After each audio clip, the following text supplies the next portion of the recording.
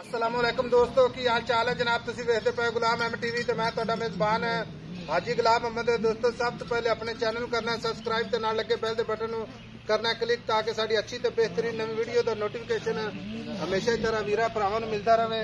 सब तो पहले क्या जनाब पहला सुआ सूई सुई मझ सूई सुई झोटी जनाब लैने देने मुकद्दर सौदा नाल नसीब दे थब्बे दा लिबास सोहना थण पूरी लोकेशन ते बाकी जनाब किन्ने दिन हो गए किन्ना मालक मुल करदा अगे चल के सारिया गल्लां मालक तो सांझियां लवांगे।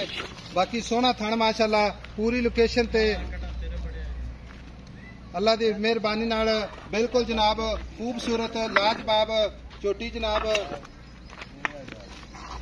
मेरे कैमरे की नजर है भरावां ने तसल्ली करनी है।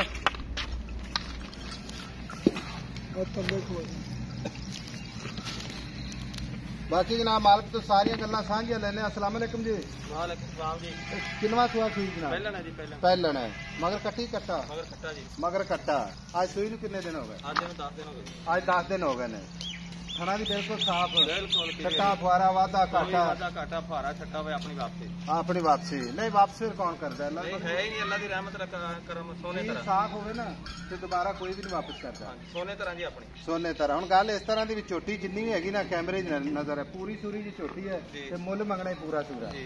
आई समझ क्योंकि विच कोई वीर भरा जावे तो चलो उहदा बुत्ता चलता रहे। जेड़ा ले जाएगा जी याद करके अपने घर दी झोटियां बहुत नस्ली है। अच्छा हाँ जी बरीक पूरी है खूबसूरत है ठीक है बिल्कुल। क्योंकि नीली दी मझां बरीक